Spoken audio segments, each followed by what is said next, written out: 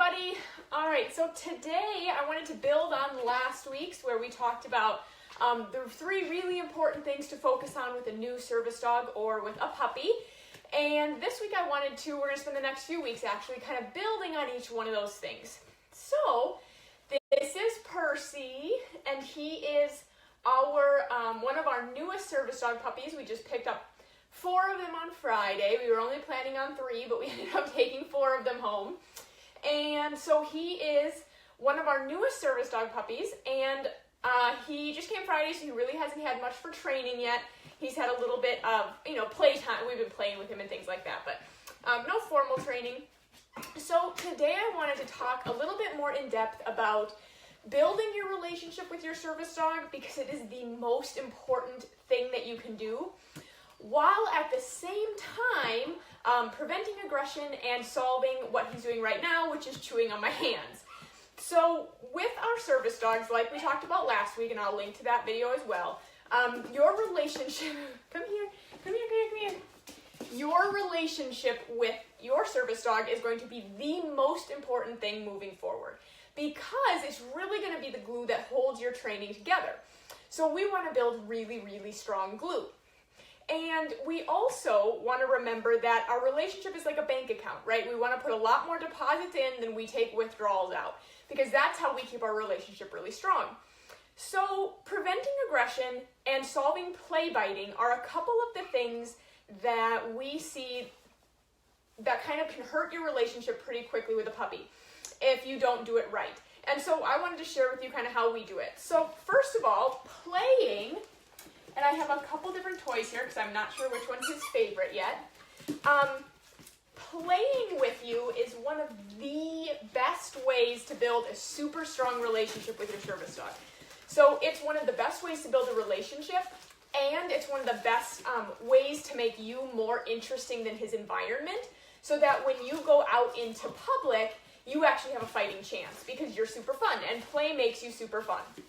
So Percy is, he's 8 weeks old, just about, and one of the reasons that we chose him was because they all tested really well, but one of the things we liked about Percy was that he was very easy to play with, and he really wanted to play with us, not just the toy. So you can see how he abandons the toy really quickly because he'd rather play with me. So playing is really an important thing for raising a puppy or building a relationship with a new service dog. And we like all kinds of games, including chase and tug of war and fetch, and any way that your dog wants to play. And the important thing about play is that it needs to be very pressure-free. So it needs to be how the dog wants to play, not how you think the dog should play. So Percy is doing a little bit of tugging with me, and I'm keeping the toy moving because he seems to enjoy that. Yeah, get it!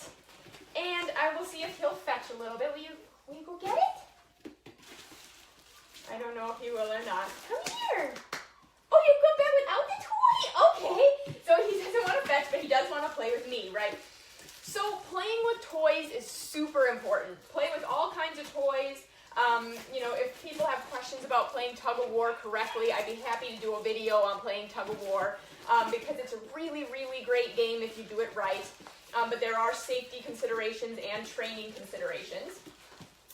So for play biting, the easiest thing to do is, first of all, to have a puppy who will play with toys, right? And then make the toy more fun than you. So if he bites my hands, which he just did, I'm going to take my hands away, stop the play for a moment, and then go back to playing with the toy as soon as he stops play biting, or as soon as he puts his feet back on the ground, or as soon as he calms down a little bit. And I'm going to put full instructions for this in the blog post that will be up later today. But what basically you want to do is, if he starts to play bite, so there he play bites, I'm going to take my hands away, the fun ends, and as soon as he stops, yay, the fun will start again with the toy. Now, if you have a really rambunctious puppy who, when you pull your attention away from them like this, they just keep throwing themselves at you and biting you, you can stand up, and so you actually stand up from the puppy. And then what you can do, you find a new toy? Come here. And then what you, whoa. Good puppy. So that's also one of the reasons he tested well. So he just made a really scary sound and he went to investigate it on his own. But if you have a puppy who then, when you stand up, is like pulling at your pant legs and being really crazy that way, then the best thing to do is to step over a baby gate. So if you can, sit down to play with your puppy in the kitchen with a baby gate that you can step over and out of the room whenever he play bites, that's going to be the best thing to do. And we want to do that because what we want the puppy to learn is that when he puts his teeth on your skin, the game ends. That you're just not going to play when he does that. And we want to avoid things like scruffing him or holding his mouth shut, or sometimes I'll hear advice like, stick your thumb in their mouth and push their tongue or something. And we recommend avoiding all that stuff because there's actually a very well-documented scientific risk associated with those type of punishments, that they actually can create aggression in puppies. And I have seen this. I have seen puppies like him go from play biting to real biting because they were consistently grabbed and pulled down like this, or their mouth was pulled shut.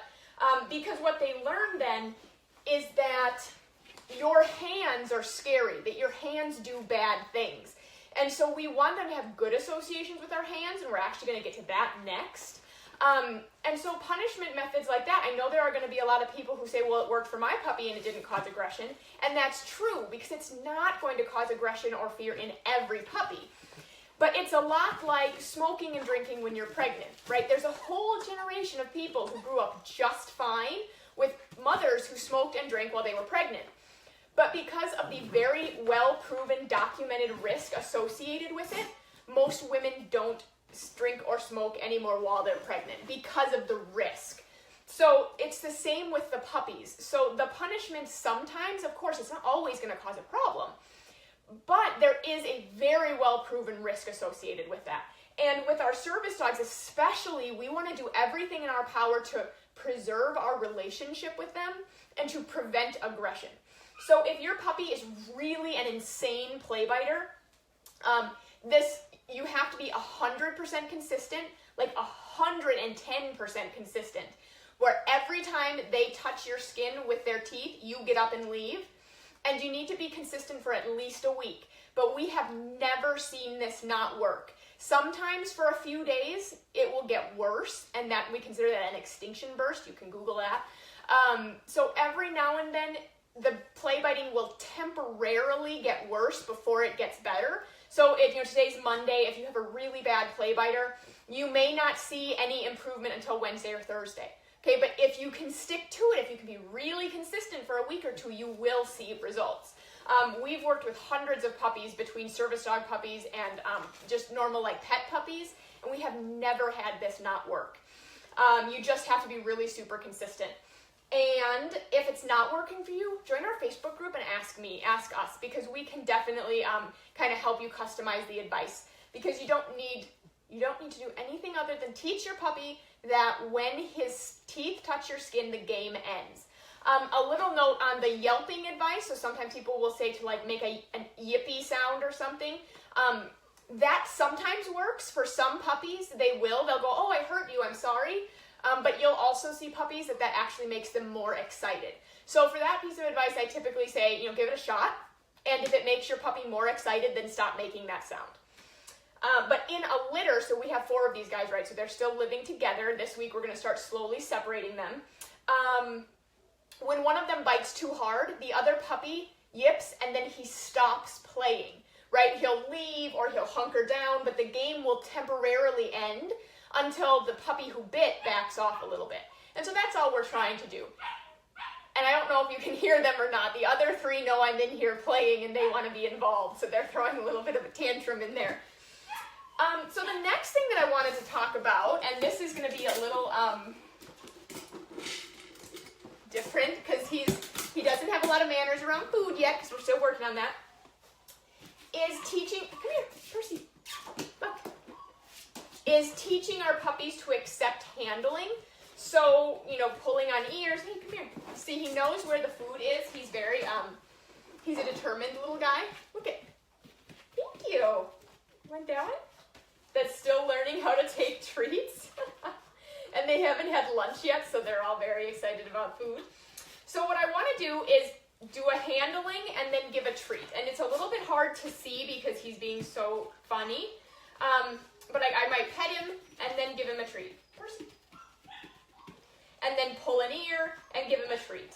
And then pull a tail and then give him a treat.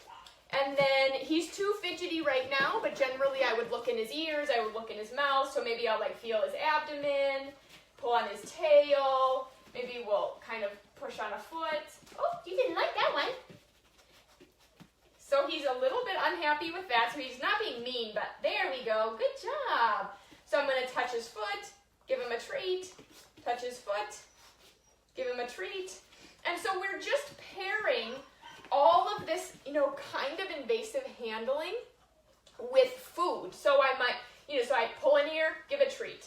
Look in his eye, give him a treat. So that we're really teaching him that handling is a good thing. And this is really important for vet visits as well as for service dogs. As adults, they have to go into public where people are going to step on them and bump into them and pet them without being asked. So we want to teach them right from the beginning, that when people do slightly annoying things, it's not a big deal, right? So I might even like push him a little bit or pull an ear just a little bit more, so I'm not trying to hurt him. We're not causing pain. We're just being kind of annoying. And we're teaching him that when he lets me do annoying things, good, then he gets treats. And we'll also start right away teaching them to accept restraint. So I'm going to hold him and then give him a treat and just reward him for calm behavior while he's being restrained like this. And if I had a second person here, I would have the second person restrain him while I gave treats, because we want to teach him right from the beginning that sometimes restraint is okay, right? So at the vet office, for example, and please never take your dog to the vet without loads and loads of treats. One of the best tips I have for puppies and the vet office is, because they have to go in so often for vaccines, is to bring jars of baby food with you and open the baby food jar and just let them lick out of it during the vaccine, because that will help create some good associations. So this is it for handling, right? So we're just doing, looking in mouths and pulling tails and then offering food so that he starts to associate, there's not food in that hand, come here, all of this annoying stuff with treats. And it starts to look owie, that hurt. It starts to look less sloppy as they get used to taking treats. So these guys are so young that they don't even really know how to take individual treats yet. So then the last thing I wanted to talk about today is preventing resource guarding, where we have puppies who, or dogs who will guard things like bones and food. And this is a big deal for service dogs because, come here.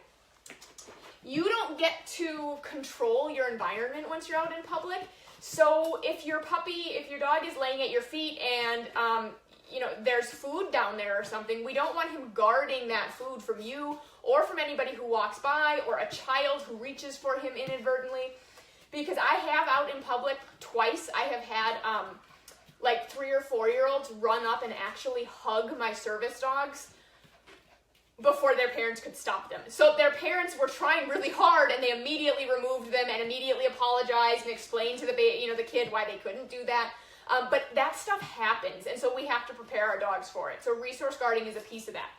So what I'm going to do is I'm going to put his food down, and there's only a few pieces of food in there, right? And he's already eaten them all. So every time my hand comes in, it is dropping in a piece of food. So that I don't take things, I give things, right? And this is really important. So we hear a lot about, the advice about take the thing away and then give it back. And sometimes that works out great, and then sometimes too, it seems like it just teaches the dogs, that humans take things. And nobody likes somebody who takes things, right? Adults don't like it, kids don't like it, dogs don't like it. Resource guarding is a natural behavior. It's something that all species do, protecting the things that are ours. So it's not an abnormal thing. It's just still something that we want to prevent. So, again, so the treats are in here, and I'm going to reach in and hand him one, so that every time my hand comes in, I'm giving him something. And I'm going to do this when he's chewing on bones as well. I think I forgot to bring my bone in. So I might, if he's chewing on a pig ear, for example, I might walk over and hand him a little piece of hot dog and then leave. And then maybe when he's eating dinner, I'll walk over and add a piece of chicken to his meal, and then I'll walk away. Good job. Because we want them to learn that when human hands come in, good things happen. Good job, yeah. And if your puppy is already showing resource guarding, or you have an adult dog especially that's doing this, if they are growling at you over food, if they have snarled or shown their teeth, you're going to need to get the help of a professional trainer, because you want to definitely get a professional's opinion on that once the guarding has already started. So this is how we prevent guarding with a puppy. And I want to show a couple little pieces of body language here. So come here. So usually we don't consider resource guarding, people don't notice resource guarding until the dog has started to growl or bite. And actually it starts a lot sooner than that. So if he's eating and I reach in and he starts to eat faster, that's actually a precursor to resource guarding. If I pet him and he starts to eat faster, or if he were to stiffen, so if I went to pet him and his whole body went stiff, that's a sign that your dog is starting to resource guard. So you want to get the help of a trainer if you're seeing those things as well. So I'm trying to move him where you guys can see him well. But if you notice, so if I put food in here and I pet him, or I go to put my hand in here, nothing really changes, right? He continues to stay loose. He continues to eat the same pace. So that's telling me that he is not guarding at all from me. But if he were to go really still, really stiff, if he were to start to eat faster, then that would kind of be like the precursor to guarding, and that's something that would mean that you need to do a lot of work on. But please, if your dog is already growling or already snarling or is already showing any kind of aggressive behavior, please get the help of a trainer in person that can help you. Somebody who uses positive reinforcement, because you can solve resource guarding with positive reinforcement very, very easily. There's no reason to use anything else. I have a personal dog who, one of the reasons he would have never made it as a service dog was because at this age, he was already growling and snarling at us when we tried to take food from him. And we were able to fix it in 2 weeks with positive reinforcement. So it's definitely something, look for a positive reinforcement trainer if your dog is already guarding. If they're not already guarding, then play lots of these prevention games so that we don't get there in the first place. So that is it for today. So we have playing with toys and play biting, teaching handling, and then resource guarding prevention.